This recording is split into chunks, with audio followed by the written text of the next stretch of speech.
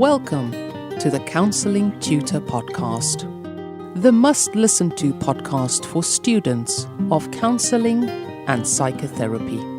Here are your hosts, Rory Lees-Oakes and Ken Kelly. Hi, I'm Rory, and with me, as always, is Ken. How are you doing, Ken? I am well, thank you for asking, Rory. And Rory and myself are so grateful that you've joined us for the Counselling Tutor Podcast. This is episode 211. We've got 3 stops on today's journey, starting off with Counselling Foundations, where we're going to be looking at the skill of immediacy. I'm looking forward to that chat, Rory. Often misunderstood. So many questions on that. Moving on to Focus on Self, where we look at ourselves as being the heart of our practice. And we're going to be speaking and chatting around ethical bodies and choosing your ethical body. If you are already a member of an ethical body, is it time to move? What are the options and choices out there for you?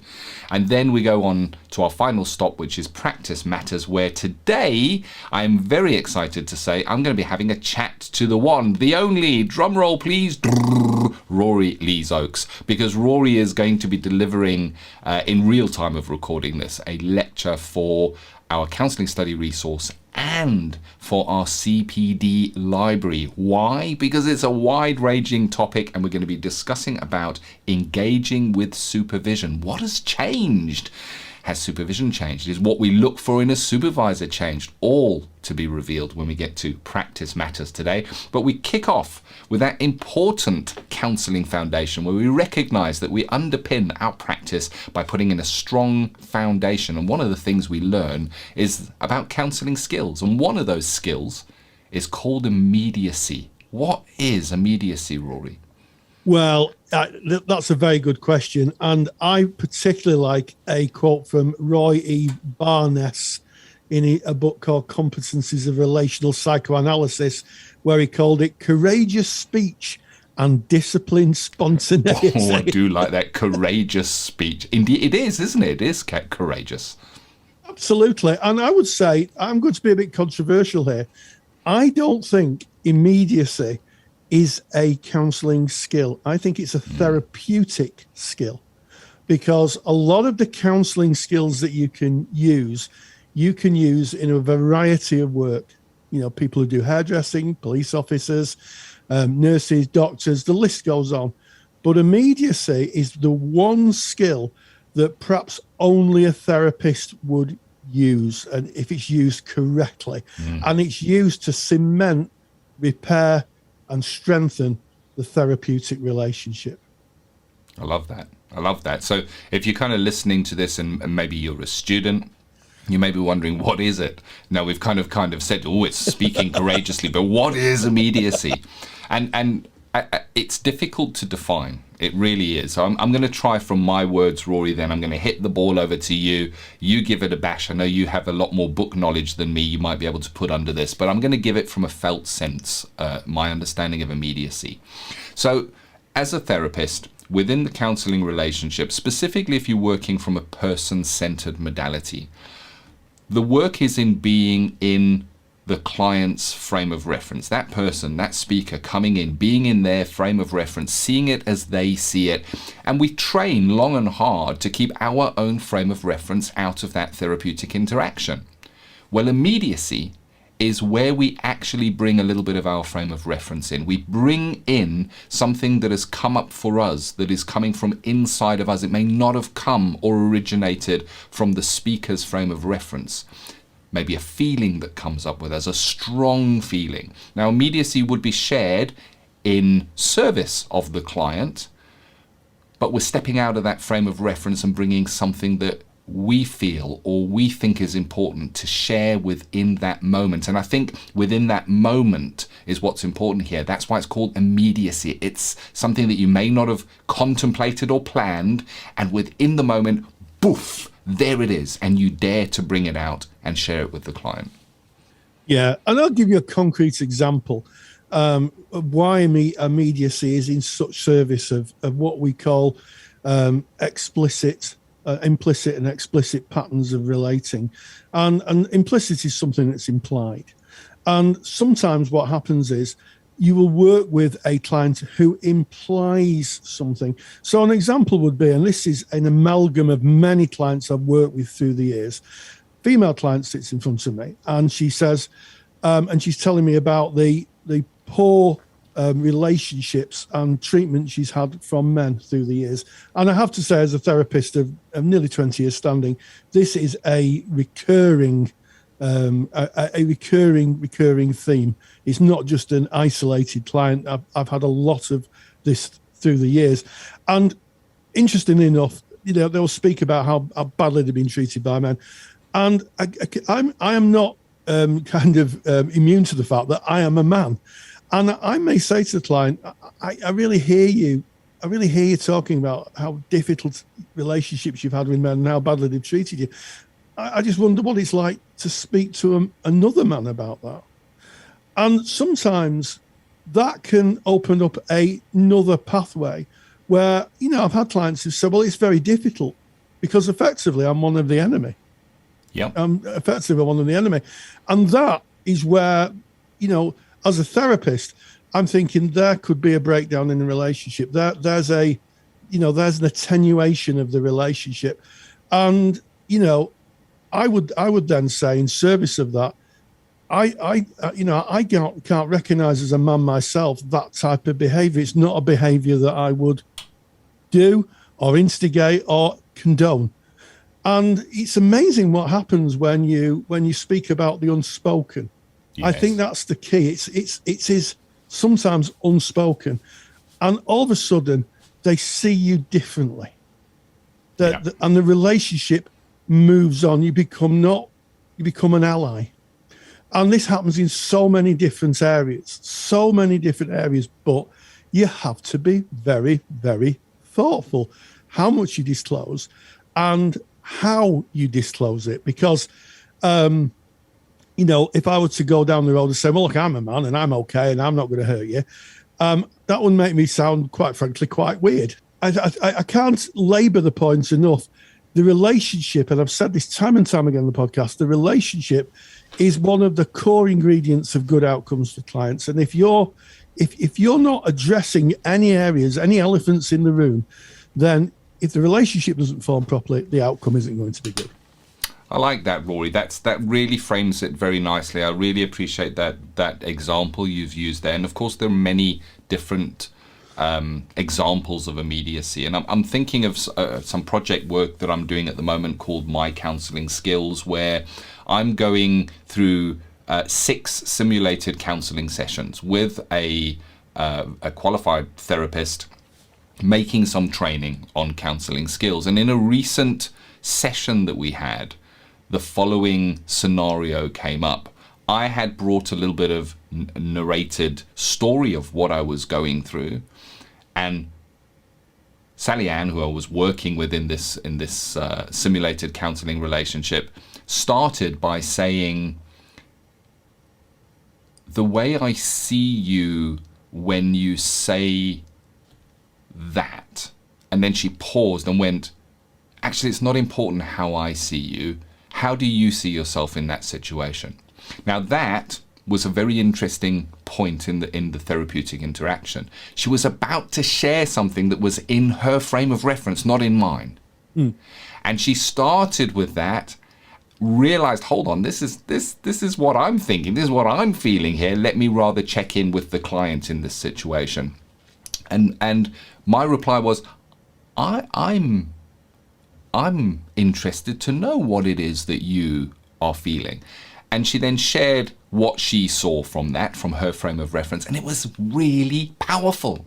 It was really powerful and became a pivoting point in the relationship. And I think the point here is that sometimes we do have things that rise up in us, that almost bubble up and want to burst out, that we want to share with this person.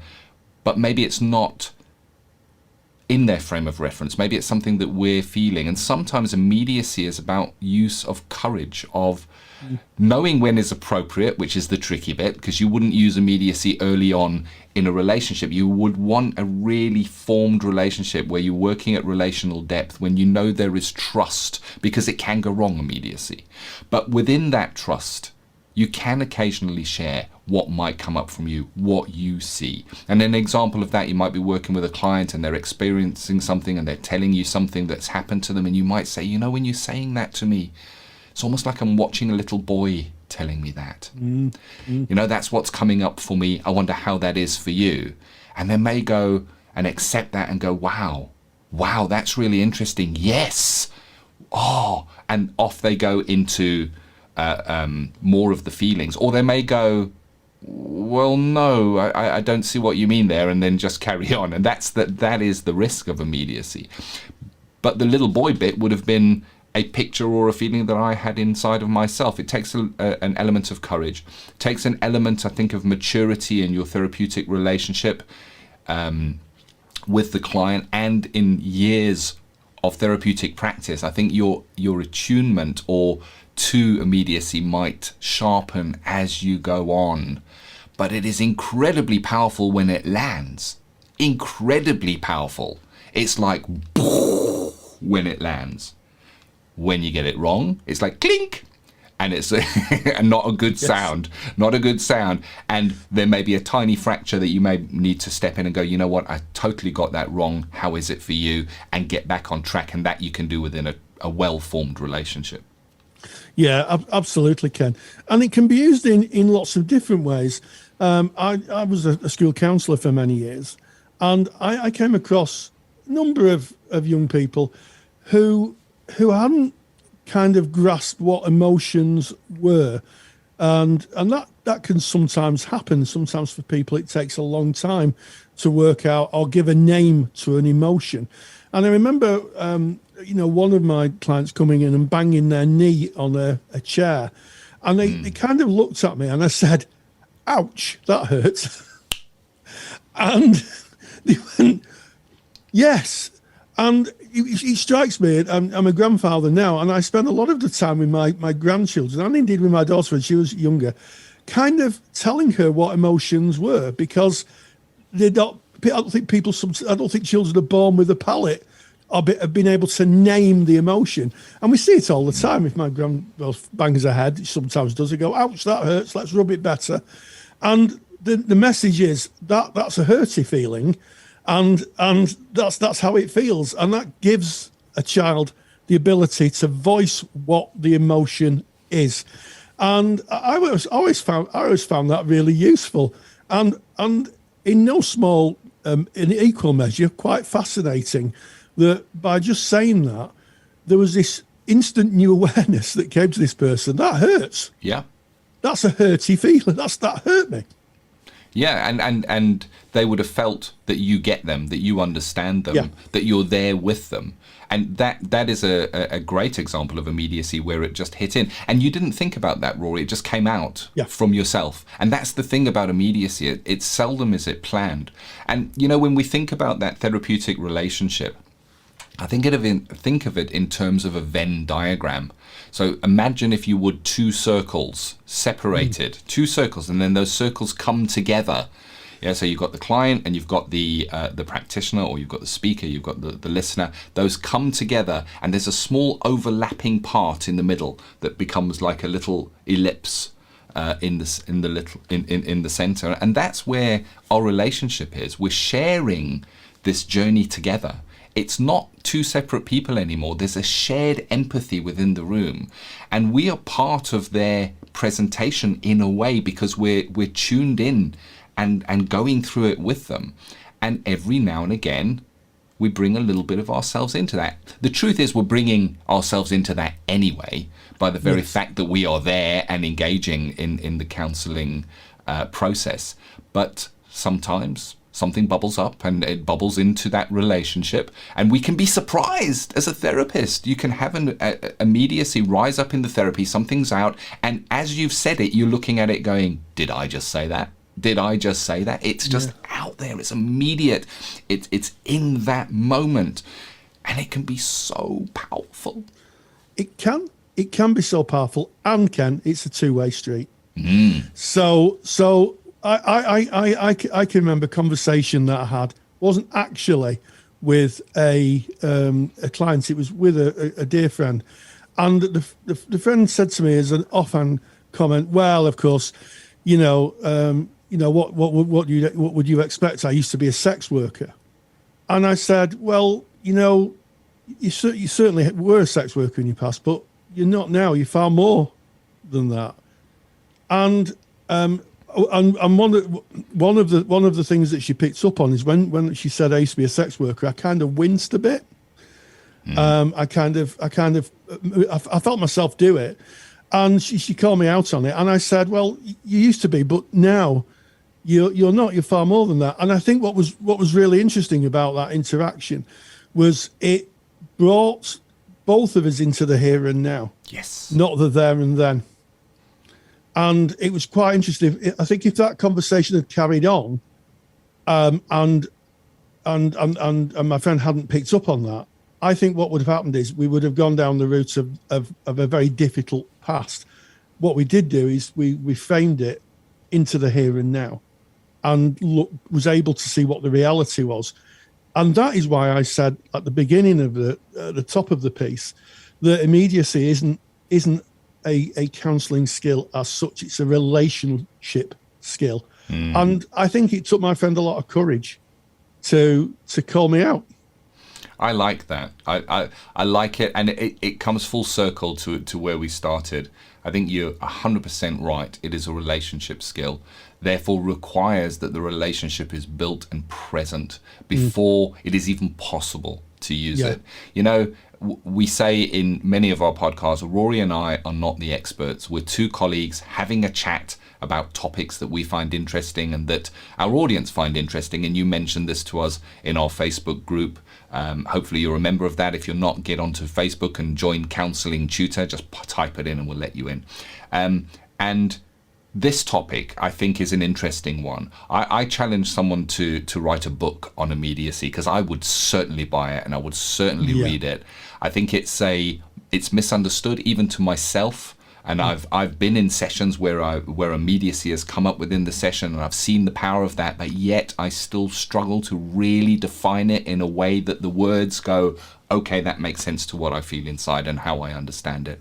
I'd be interested in you, our listeners' views on immediacy. Have you seen it in your practice? Does it come up often? How would you define it? Could you have a chat to a colleague about the topic of immediacy? Because I think the more we have these topics, the more we are in service of the clients that we will see. Yes, absolutely. And as I would absolutely endorse what you said, Ken. Immediacy is a very mature skill that really is only useful when the relationship has matured. It's not one for session 1 or even session 2. I think it's one that has to be used with a lot of thought and a wisdom of how and where the therapeutic relationship is. So we would not leave this topic without offering a super duper handout on the topic of immediacy that's been drawn up by Rory. He's got some examples in that handout as well. So if you want that handout, make your way to our mother website. That is counsellingtutor.com. In the top menu bar, click on podcasts, because this is a podcast you're listening to right now. Find episode 211 right there. On that page is the download for the immediacy handout. Free of charge, just pop in your email address, we'll send it to you. So that is Counselling Tutor Podcasts, episode 11, to get that handout. So there we have that Counselling Foundation. It's not 11, it's 211. It's 211. There I was you go. immediate there. That was immediacy if ever I've seen it. If you go to episode 11, you're going to hear old-fashioned Rory and I, back in the days, hey? Back in the days, Rory. Can you believe we're 211 already? Gosh. So there is our Counselling Foundations. We're now moving on to that focus on self, where we recognise you are the heart of your practice. We need to look after our self-care, and there are choices we need to make in running our therapeutic practices. And even as a student, you make choices as you go into practice, and one of those choices, an important choice, is what ethical organization or body or professional body do you align yourself with. And I guess similarly, if you have been with a certain body for some years, do you review that, or is it just a direct debit or a payment that goes out of your account once a year that you no longer see? Or Is there a consideration around that? What's your thoughts, Rory? Well, I think that maybe sometimes ethical bodies are considered something we have to have.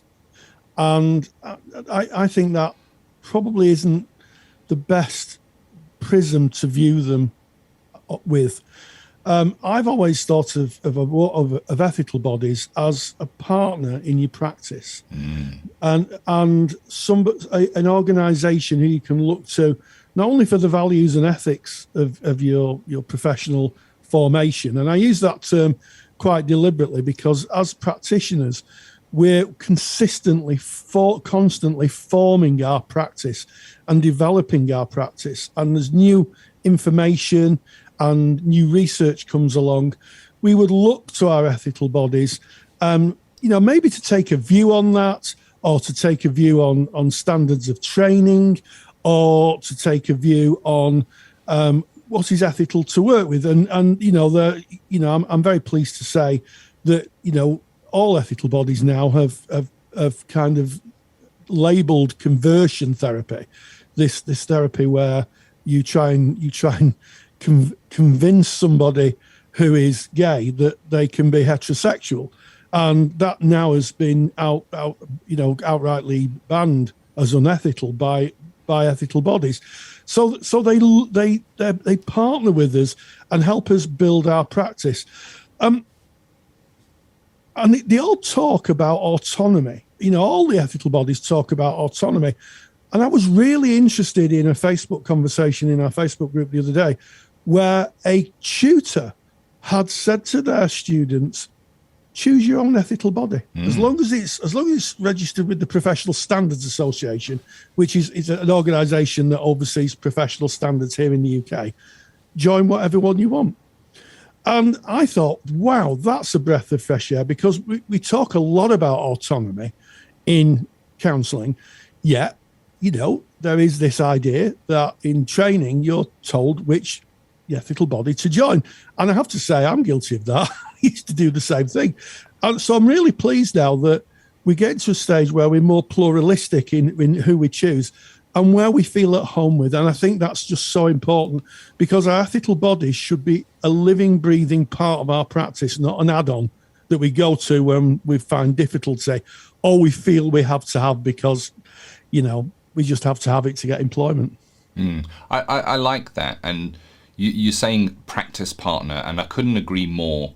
It should be, if you have a challenge within your practice, maybe an ethical challenge, you would turn to your ethical body and you would request support or guidance on that, or they may have paperwork or past experience that they can share with you. And when choosing, the first thing to realize is that there is a choice. There are a number of different professional or ethical bodies out there for you to choose from. So we're speaking, of course, from a UK perspective, United Kingdom perspective. This is what it looks like, the lay of the land here in the United Kingdom. And I think what you start by doing is making sure that they are an ethical body or a professional body and not an organization. So what do I mean by that? So a professional body or an ethical body will have a link, as you quite rightly said, Rory, to professional standards. It means that they are held to account, that they work to a specific set of rules. They are audited. There is a complaints procedure that you can put in against the professional body or the ethical body. So there is a transparency there and a way of kind of running the ethical body, whereas an organization can be set up and that can be more of an interest group. So check that there is a link to professional standards, and that will most likely be a requirement from your insurer. Often an insurer will require that you are a member of a professional or ethical body. So check that link with professional standards, and then have a look on their website, speak to fellow practitioners, and what you're looking for in a practice partner, as you put it, Rory, is somebody who shares your values, the values to which you work, the values that you uphold in your practice. And there are different flavors of professional or ethical body. They kind of do the same job in that when we're talking about fizzy drinks, the big player in the market might be a cola in a red can. I'm not going to do any advertising here on this. And of course, other fizzy drinks are available, and that's the point. It's not just Coke that you would go and buy. You have a choice, and the same is true with professional ethical bodies. Have a look. What is to your tastes? What kind of stuff do they put out? How do they support their practitioner? What benefits do they offer? Because you're paying for this membership. And if you're just paying it to tick a box to say, well, I've got that done, I've got my ethical body sorted out there, moving on, what am I going to do next? Then you're missing out, because they do offer member benefits, and they will have different member benefits from different professional or ethical bodies. So take time to have a look around. And I also encourage, if you have been with a certain body for a certain amount of time, there's no harm in just having a look around at what else is available. It's like being in supervision, you maybe wouldn't stay with the same supervisor the whole of your counselling career. You might look around and change, as you develop, as your views and your values change. So there's a few of my thoughts on it, Rory. Yes, and I also sometimes think that people, join ethical bodies because they feel that by having that on their CV or having that on their resume, they're more likely to get jobs. And the good news is that a lot of employers now are seeing a kind of about taking a very pluralistic approach in terms of taking people on who are members of different ethical bodies. I think HR departments now are realizing that the counselling world is a very kind of varied world, where people practice from different modalities. And, sometimes the modalities is linked to the ethical body. I'm thinking of our friends in psychoanalysis, for instance, who have specific bodies, or our friends who are in CBT, who have an ethical body. One that's just up the road in Bury from where I live. And I think that a lot of employers understand there's a difference of bodies. And what I would say, as a litmus test for your ethical body, when you come to renew your membership, do you do it with, that's going to be really useful because I really need that practice partner, or do you kind of sigh and go, just another expense? And if it's the former, then you're probably getting really the full benefit of a partnering with an ethical body.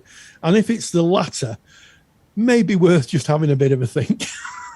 Yeah. Maybe worth just having a think, yeah. Yeah, and of course at Counselling Tutor, we don't stand for or against any individual body. We're about speaking about choice and speaking about that autonomy, as you brought in Rory, and the fact that we have choice and we have consideration. And if you go back through our past podcasts, you'll notice we have a number of special episodes where we have specifically spoken to individual ethical bodies, where representatives of those bodies have kind of shared what their ethical body is around. But at the end of the day, it's your decision, because it's your practice, as is the room you work in. I mean, you'd consider the room you work in and whether that was a fit for you, and how you might decorate that, because it's part of your practice. And so is your ethical body. It's right there with you in the room every single time you go and practice, because you're working to their ethical framework. And if a complaint is levied,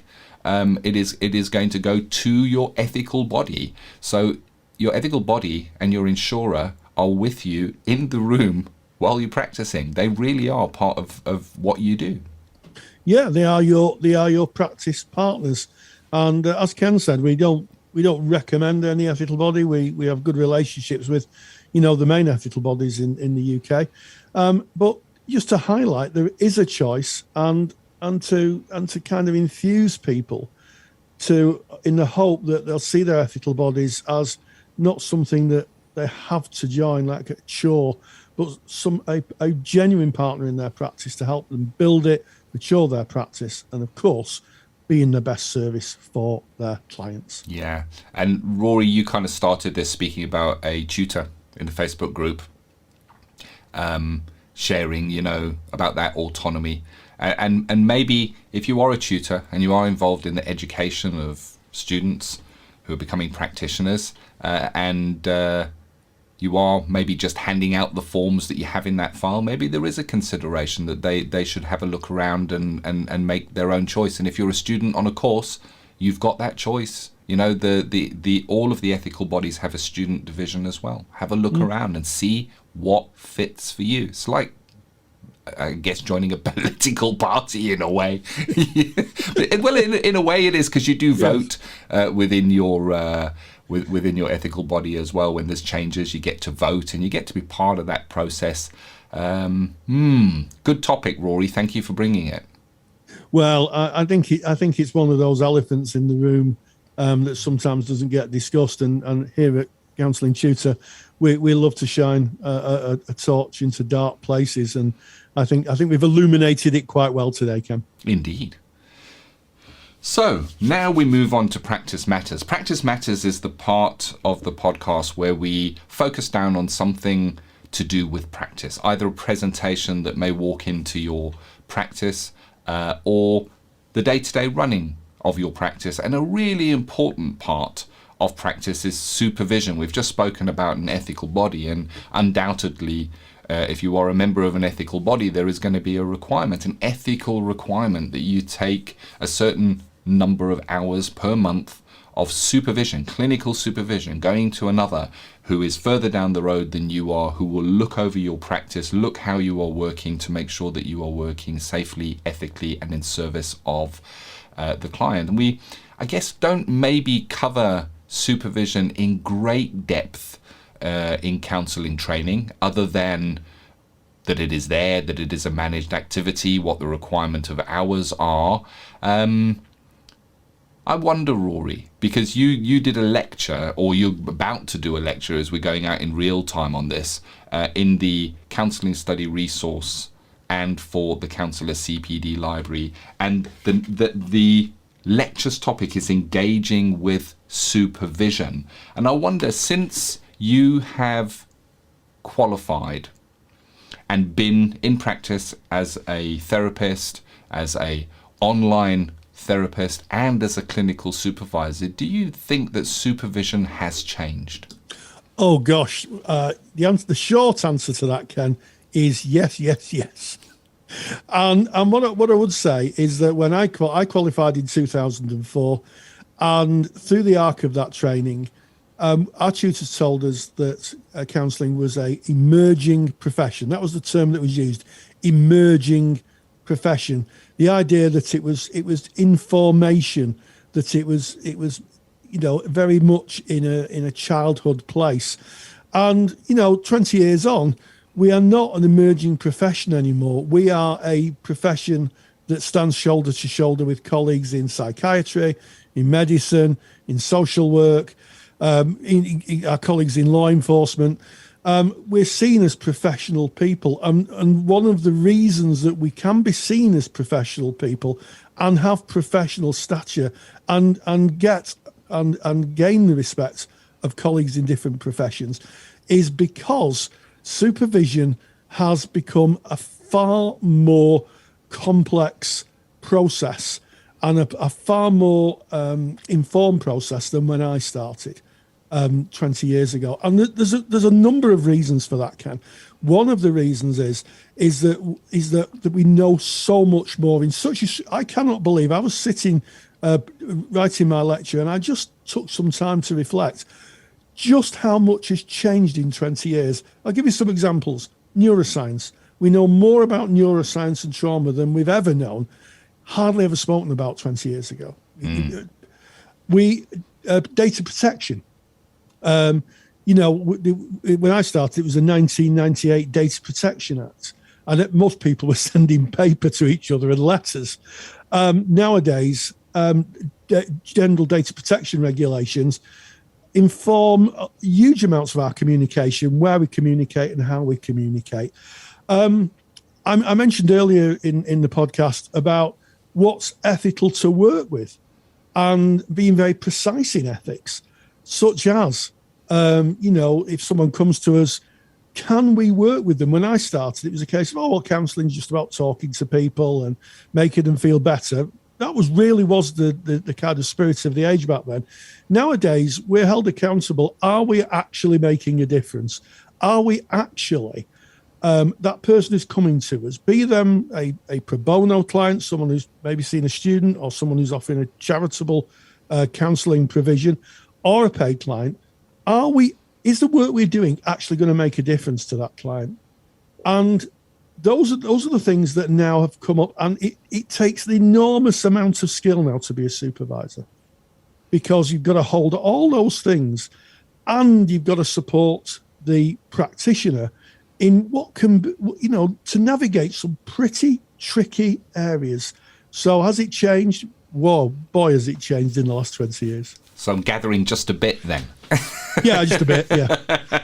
Those are massive. They're landmark changes. You're talking about changes in legislation, which in itself kind of changes. It's the laws have changed around supervision. So the topic of your lecture is engaging in supervision. And I know from our teaching days, Rory,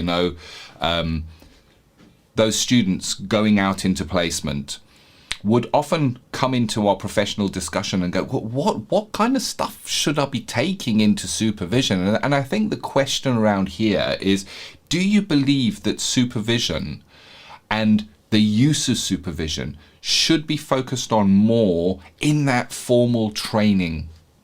Yeah, it was in our trainings, Ken. Yeah. It was in our trainings, and I was very fortunate, very blessed, and my tutors, if they're listening, Ellie and Neil, I'm so grateful 20 years on that they taught us what supervision is. They didn't teach us a supervision course, but they taught us in great detail what supervision is and how to engage with it. So when we met with our supervisors didn't have to do a whole pile of work trying to get us to understand what supervision was and how to present in it. And it should be taught. I think it should be a specific module in basic training. Sounds like the army, doesn't it? In basic training, and taught about things like transference, which is hard, sometimes not talked about even now. Counter-transference, projective identification, parallel process. All that should be built into the course. So students will understand when they go into, they'll be better equipped when they go and see their supervisor. And let's face it, at the point they go to see their supervisor, they're working with clients. So they're far better equipped. And I don't want to blow our own trumpet, Ken, but I fear I'm going to be tooting away in the next statement, is that, we taught that. And I think the people our students actually benefited from that, because we could hear that in the conversations, the dialogue, in the professional discussions. Yeah, I think that's a really important part of understanding supervision. Allows you to engage in it better. If you better understand what process underpins supervision, it takes away that, what should I take in? I wonder, how am I going to use my time? Sat in the car on the way to supervision going, what am I going to say today? Not a lot's going on in my practice, really.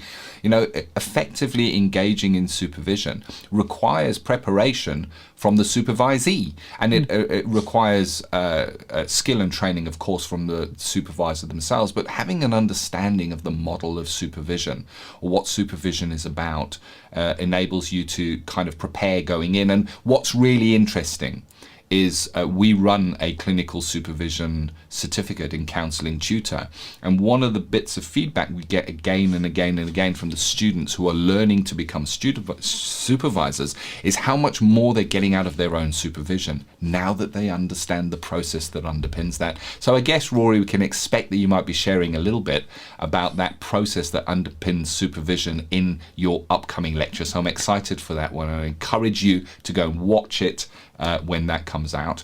And then I guess one of the questions is, what should one look for in a supervisor? So I'm speaking maybe a student that's going out into placement looking for a new supervisor, or if you're a qualified practitioner and you're looking around going, maybe I can get more from supervision. How do you go about finding a supervisor that's going to be the right fit for you, Rory? Well, I think that's a really interesting question, and it's a question that I've answered myself. You've answered, Ken, and certainly all the students we taught through the years, certainly at practice level, answered. And I think that you need to find someone who you can trust. Trust is absolutely fundamental. And I shared a little story with you. Many years ago, I gave a guest lecture, and to a number of students. And one student came up to me and we were chatting away, and she said, "Do you know, Rory, I don't take a lot of my clients to my supervisor." And my alarm bell started to ring like someone had set a fire alarm off in my head. And I said, "Why is that?" And she said, "Because I don't trust them to be able to hold them properly." And I said, "Change your supervisor immediately. Change your supervisor absolutely immediately. Do it now."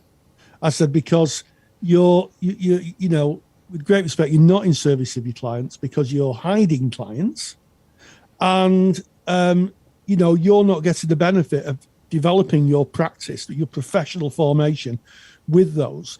And I said, if you don't want to immediately change your supervisor, maybe think about why you're not bringing clients and speak to your supervisor about it.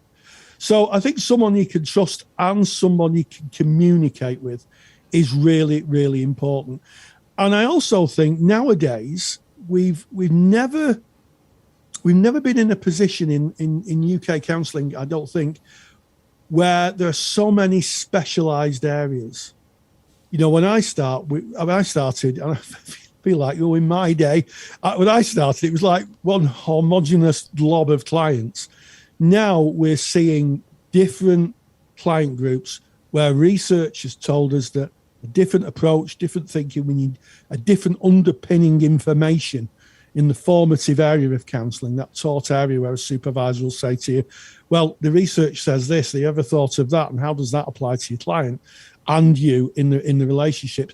So if you're working, say, with children, you really need to work with a supervisor who is really highly skilled in that work. The same as if you're working with someone with trauma. You know, if you're doing a lot of trauma work, you need a supervisor who is really clued up on trauma. And more to the point, and the thing that connects all this together, in my view, is a supervisor who pays attention to the therapeutic relationship, which we talked about earlier. The ability to understand that counselling is relational, not procedural. So those are a few ideas, Ken. I like that. Yeah, I like that. And as I'm listening to that, I'm considering and I'm looking back on my own journey and how that kind of fits in, and really love that you've focused first and foremostly on the relationship element. And, you know, we often speak about what makes counselling effective, and we come down to it's the relationship, it's the client feeling that they are being heard and that it is a safe and secure environment. And the same is necessary for supervision. You want someone that you trust implicitly, that you can share any part of your practice with without fear of retribution or being shouted at or told off. But at the same time, you want some challenge. You don't want there are times in supervision we're going to need an element of challenge, but with high challenge comes high support. If any area of your practice is hidden away, and I think of an example from a recent eroticized transference lecture that we had, where we were encouraged, if you're in the counselling room and you find yourself attracted to that client in front of you, you want a supervisor you can go and start a discussion with that, where it will be openly welcomed so that you can explore it. You don't want to be hiding it. So absolutely not, Ken. And I think that is a massive element. And I also think about being realistic. Is your supervisor meeting your needs? I had a delightful supervisor a few years ago who came to me and said, "I'm going to be looking for a new supervisor." Started giving me some notice. I said, "Okay, why is that?" And she was moving into a specific field, which I didn't have a skill set in. And she said, I've decided to work with someone who's got a specific skill set. I hope you're not offended." And I said, "I'm delighted. I'm absolutely delighted that you have identified what your learning needs are, that that I don't have that particular skill set, and you're finding a supervisor who has in the service of your client. And I think it's something that we need to think about. What got us to where we are now may not get us where we want to be. Ooh, And I like that. it's the same as in life, as in supervision. So my lecture is going to stir the pot a bit. So I'm going to be asking some fundamental. I'm going to put a big stick in a big pot and stir it around. Well, that's the way to do it, Rory. You need to bring that stirring up, because it's what stirs action at the end of the day. Yeah. And I love what you've said there. What got you here won't necessarily get you there. Yes. And I think these are questions, whether we're just going into supervision for the first time or we've been in supervision for a decade or more. These are good questions. And I guess my final question that I wanted to check in, Rory, is we've recently been through a challenging time throughout the world. There has been the COVID virus. It has affected the way that practitioners are able to deliver therapy. There's been so much turning to online telephone work. And I'm wondering, do you see that as having an impact on supervision, how supervision has been delivered and will be delivered going forward? COVID and the ongoing pandemic at this particular time we're recording this broadcast has changed the supervisory and the counselling world forever. And what it's done, it's catapulted us 10 years into the future. And there's two significant things I think that's happened with COVID. The first and probably the most important is that people have moved away from face-to-face to online working. And on the face of it, it was just a case of, well, I'm sitting with a client in the room, I'll sit on a computer screen or a phone. But the research has shown there are two very different ways of practicing, which is why it's super important to get training on this, to have some form of training in online and telephone counselling. But where do you go for supervision? Where do you go? You go to your supervisor and you say, I've done this online telephone counselling. How much do you know about the online world? And the supervisor says, well, I don't. I'm never had to do it. And what we found is there's been a distinct lack of supervisors who've had the added skill set of supervising those who work online. So I'm going to talk about a difference here. The difference between supervising online, I'm talking to you now, Ken, and we're making a podcast, but I could be supervising you and you could be talking about your face-to-face clients. That's one thing. The other element is I'm talking to you and you're working online with your clients. You're working online.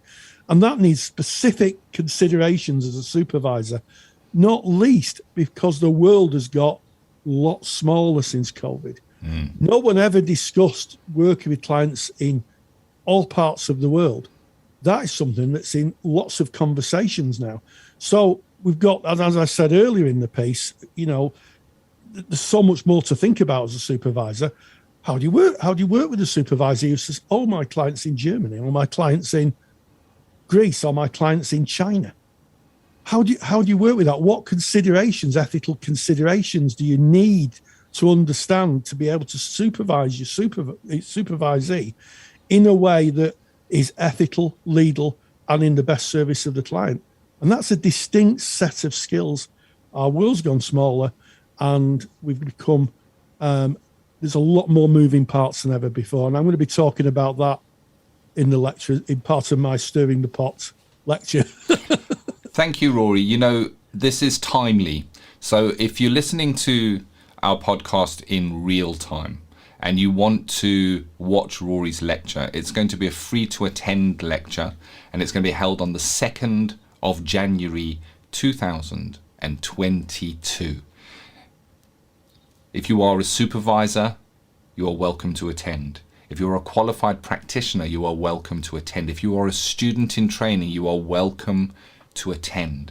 When I say that this is timely, Rory, only recently, just weeks ago, literally, one of the UK's largest ethical body updated their ethical framework for supervision.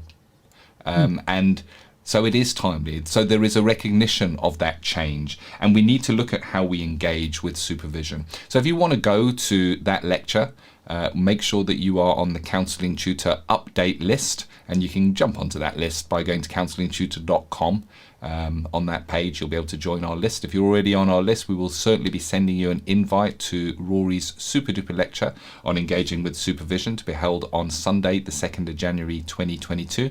If you're listening to the podcast retrospectively, that date has gone past, then that lecture will be available to watch as a replay in the Counselling Study Resource and in the Counsellor CPD Library. And if you're not a member of those, the information on how to find out more is at counsellingtutor.com. As we check out of this, Rory, what are the main takeaways that people will get from attending your lecture? Well, I'm hoping that people are going to ask themselves a fundamental question. Is the supervision I'm getting fit for my practice now? I'm hoping that people will think about their supervision in terms of their needs and are they being met. And also, I'd like people to really, really think about if they're working online, and this is crucial, if they're working online with clients, are they getting supervision that matches their experience of online working and supports clients in an online environment? Yeah, just such a change. It really is. It's like it's an interesting and challenging time at the same time, Rory, and I'm really grateful that you're kind of really researching and looking at this in depth. And it would have been relatively rare just a few years ago to speak to somebody who had more than one supervisor.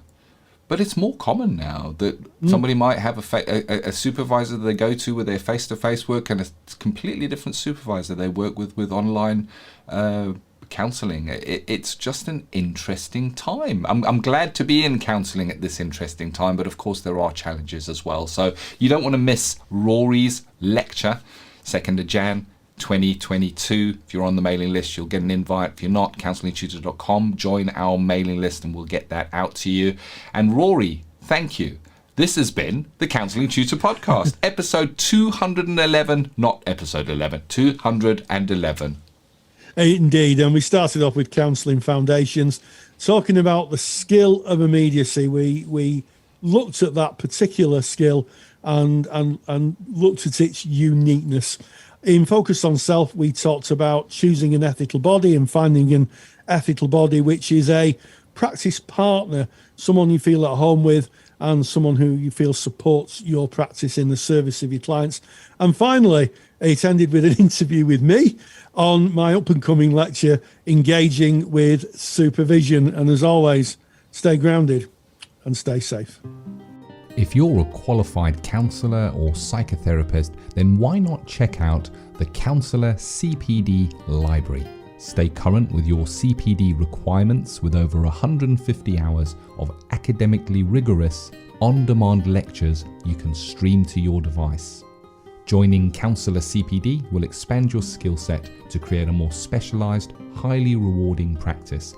For more information on the Counselor CPD Library, visit counsellingtutor.com. Thank you for listening to the Counselling Tutor Podcast. Find the show notes for this episode on our website at www.counsellingtutor.com.